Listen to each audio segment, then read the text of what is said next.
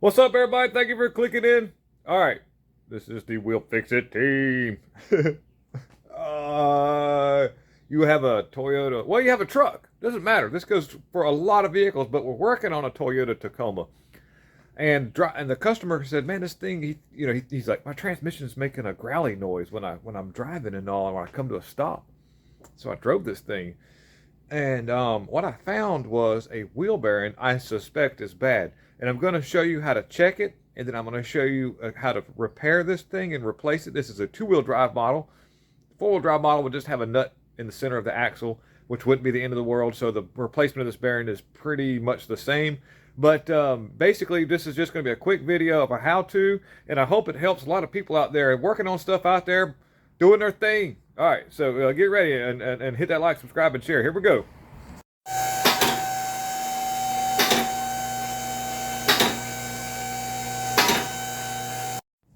So I'm using the benefit. I have a lift, but you can do this with a properly jacked up vehicle and the jack stand, or whatever your favorite thing is. But make sure the vehicle is secured very well when it's off the ground. But so here, check this out. I'm grabbing the wheel from the top and the bottom, and I'm actually applying a force like this, and I can feel that there's play. And then let's get the camera really, really close to the wheel here and see if we can hear this. You're hearing the brakes drag a little bit because the wheel is sort of flopping. That's a technical term, by the way, but you can hear. Now let me go to the other wheel right quick. Let's check it out.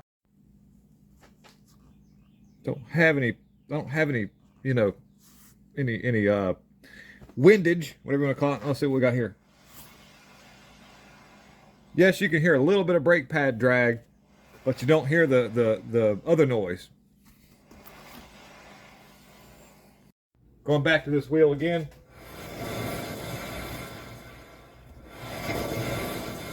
You can even hear it kind of growl a little bit.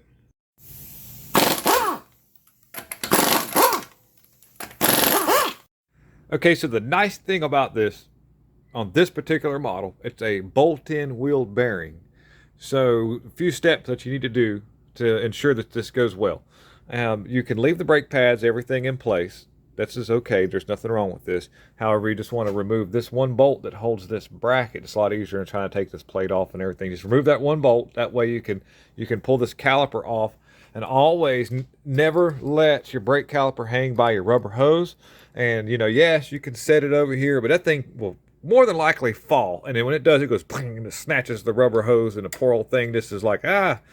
So always be kind to your hose. That's rule of thumb. Now, I've got a little piece of baling wire that I've hung from a secure spot, and we're going to get the caliper off, hang that up, and then real quickly, just to kind of give you an idea, it's 2 bolts at the back, and then that takes the caliper off, and then I've got some bolts that hold this wheel bearing in.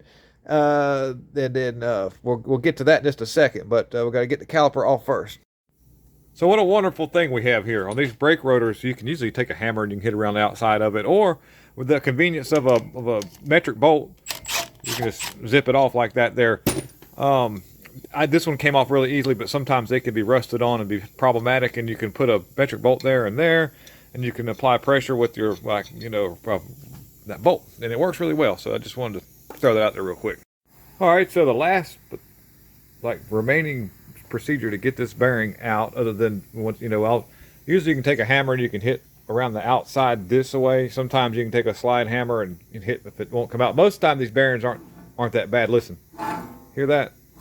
It's another indication of it shouldn't sound like that at all. We're going to hit this wrench with my hammer so I can break the bolts loose, and then get all 4 of those out, and then the wheel bearing will come out, and you'll reverse the procedure. And then when I get the new wheel bearing in, I'll turn it so you can hear the difference if you watch the rest of the video if you want to. But if not, hit that like, subscribe, and share, and do that anyhow. Big stuff. All right, so let me go and do this, and I'll do that, and we'll wrap it up. So real quick, got the new one in.